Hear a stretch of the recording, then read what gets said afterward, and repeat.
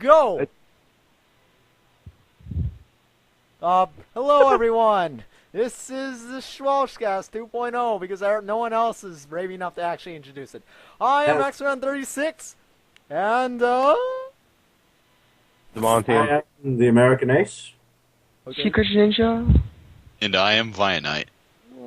There we go! Now was that so hard? Okay, This is the Thursday, June 17th Shwalshcast, and we will be talking about E3. We have a 2010. special guest today named Vianite, and he will be giving us a lot of inside info on Star Wars The Old Republic very soon. With pleasure. So Alex, take it away, whatever we're starting with today. Well, we're gonna start with what Microsoft had to show on E3. Call of Duty, the Black Ops trailer. Yeah, Now, apparently from what I heard about Call of Duty Black Ops, the game is going to be based among quite a bunch of battles that America had to face around, I think, well, basically after World War II and before, now. Including Vietnam and the Cold War. Vietnam. Yeah, pretty much all the Cold War battles, actually. That'd be a better way of saying it. Vietnam, Korea, I think I heard. Not sure about that. They showed they had like a demo during the conference. It wasn't that like it didn't explain a lot. But then after, like, there was a lot of show footage of the game, and it actually looks pretty cool. Like, They had rafflecopters. yeah, there's a helicopter scene where you jack a helicopter. It's a lot more ballsy than the last one, is what it seems like, which is pretty cool. I mean, in my opinion, that's a better direction for Call of Duty than something more realistic. Yeah, Treyarch is the one doing this. They always alternate Infinity War and Treyarch. I'd rather have not Treyarch doing it, but, No, either way, it's fine. Treyarch did a good job of World War. It was a little underrated, from my opinion, the way everyone criticized it, but... Well, yeah, I mean, but it was compared against Modern Warfare, so... Yeah, these games are a little different, but...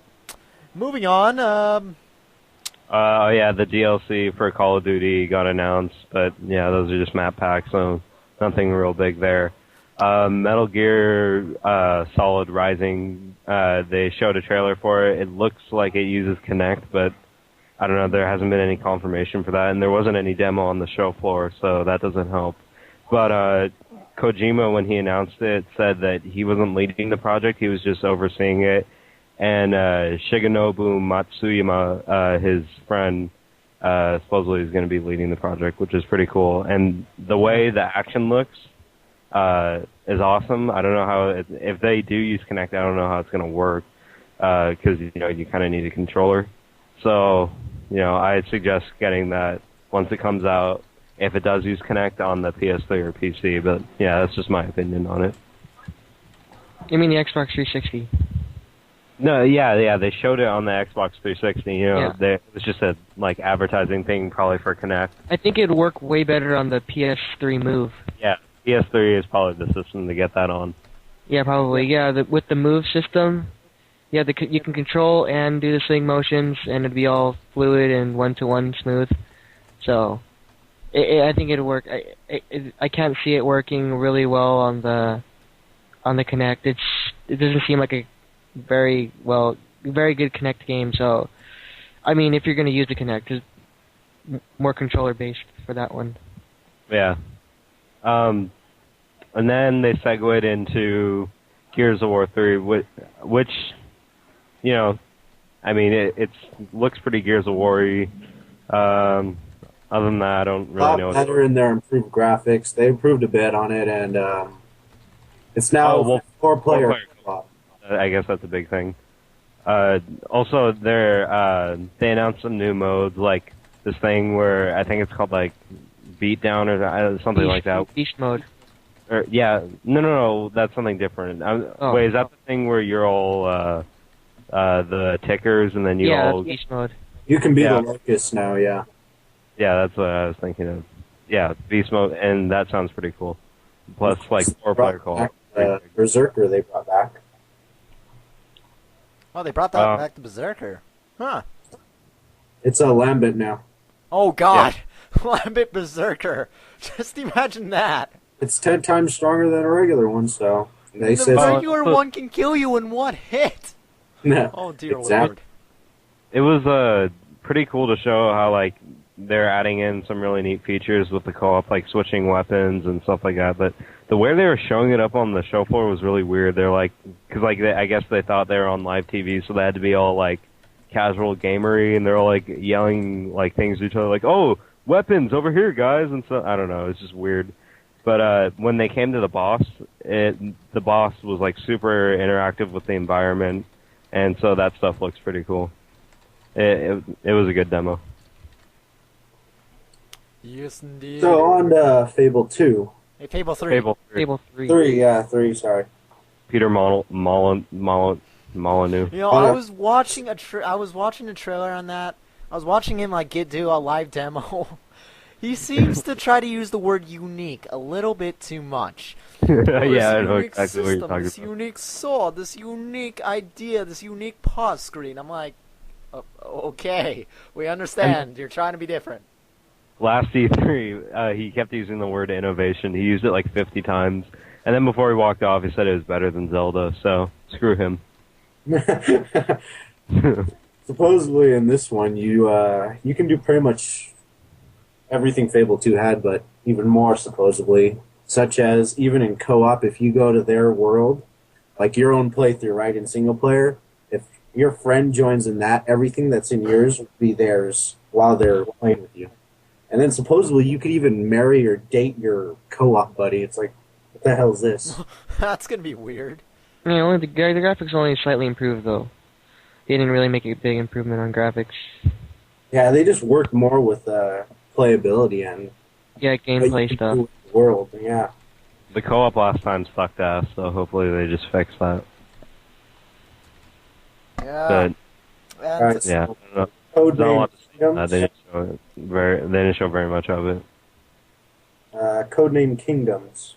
Yeah, that was that weird game that they announced between partnership between MGS and Crytek. So we don't know a lot about it, but they just announced that.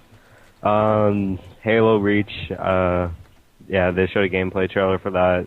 It's pretty cool. It was the first time they showed off the campaign. And Space Battles. Yeah, the space battles, which that looks pretty cool. I mean, they're not going to overuse it. I already know that, but you know, Different feel.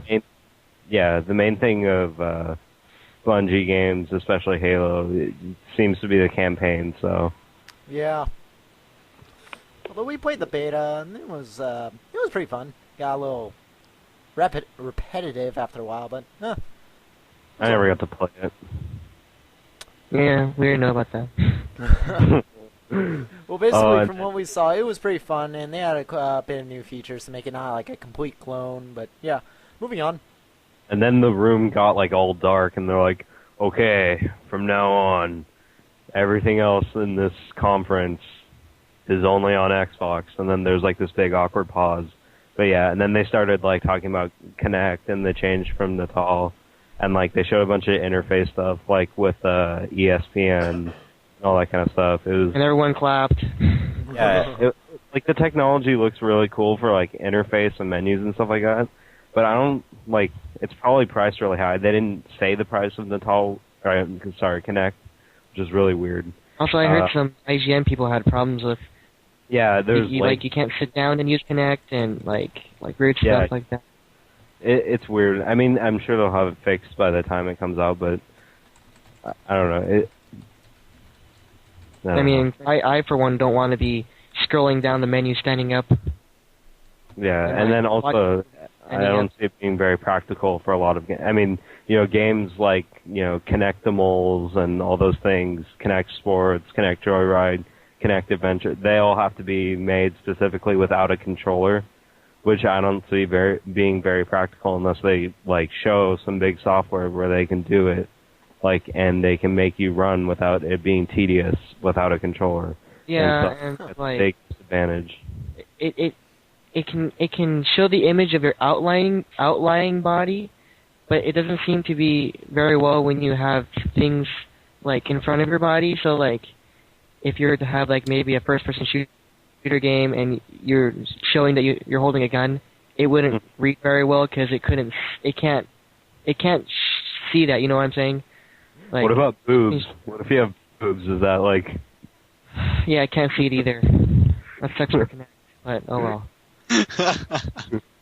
Oh, but yeah, and then they were showing like that one dance game, which they're like it was, unless it wasn't really like them playing. Kinect seems to be more that type of game. It'll be more that type of like. Really well. Although, like, the only thing that's weird that a lot of other people pointed out that, like, from the time they moved in real life to where it's shown on screen, there's like a huge lag, which is just weird. And then they showed the fitness game by Ubisoft, Your Shape Fitness Evolved, and that was also working really well. But yeah. Until the Ubisoft presentation, where it shrunk 2 inches.